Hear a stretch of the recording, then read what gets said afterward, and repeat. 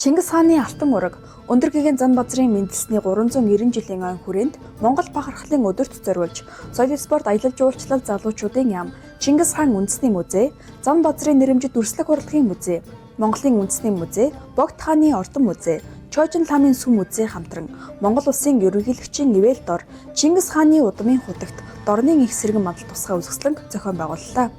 Тус үзэсгэлэн өндөр гэгээн Занбазрын мутрын шилдэг бүтээлүүдийн дээжийг нэгэн дор олон нийтэд анх удаа дэлгэн үзүүлж байгаагаараа онцлог юм. Үзэсгэлэнд музейн сан өмнөгт хадгалагдаж байгаа өмнө нэг дор үзүүлж байгаагүй өндөр гэгээний мутрын болон дэг сургуулийн 40 гаруй бүтээлийг хамтдхан дэвлэж үзэгч олондоо хүргэж байна. Үзэсгэлэнт зориулж Чингис хааны их цагаан сүлдний сан хэмээх тахилгын санг, улсын төв номын сан болон хувь цуглуулагч нарт хадгалагдаж буй Монгол бичгийн их сурвалжуудаас үндэслэн 400 жилийн тэртээ Монголын сүүлчийн эзэн хаан Лэгдэн хутагт хааны ордонд эгшгэлж байсан их Монгол аялгаугаар найруулан музейн дэрэгдэх хаан нарийн чулга анх удаа сонирдууллаа. Их сацуу тэрэ зон төрсөн хүлэгсийн гэхс жигдэлсэн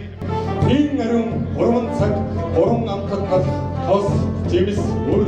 ариун цэвэр найруулсан идэ. Энэхүү сан нь төр нийгмийн зүтгэлтэн төрийн шагналт академич Бямбер Энчин болон түүхчид их бичиг судлаачдын судалгаагаар баталгаажсан тахилгын судар юм. Тус үзэсгэлэнгийн нээлтэд соёл спорт аялал жуулчлал залуучуудын сайд Ундрам, гадаад харилцааны сайд Бат Цэцэг, Монгол улсын ерөнхийлөгчийн соёл шашны бодлогын зөвлөх Сэргэлэн, төр нийгмийн зүтгэлтнүүд, шинжлэх ухааны академийн хүрээлэнгийн захирлууд, академичид, Монгол улсад суугаа элчин сайдын яамны төлөөлөл болон бусад албаныхан эрдэмтэн судлаачид оролцлоо. Үзэсгэлэнт дэглэгдэж буй өндөр гэгээн Занбазрын мутрын бүтээл нь нарийн хийцтэй, уян хатан хөдөлгөөнтэй, нүүрний илэрхийлэл болон дотоод амар амгалан байдлаар бүтээж, шүншиглэн амьлуулсан урлаг уран сайхны гоо зүйн хувьд дахин давтагдчихгүй бүтээлүүд юм.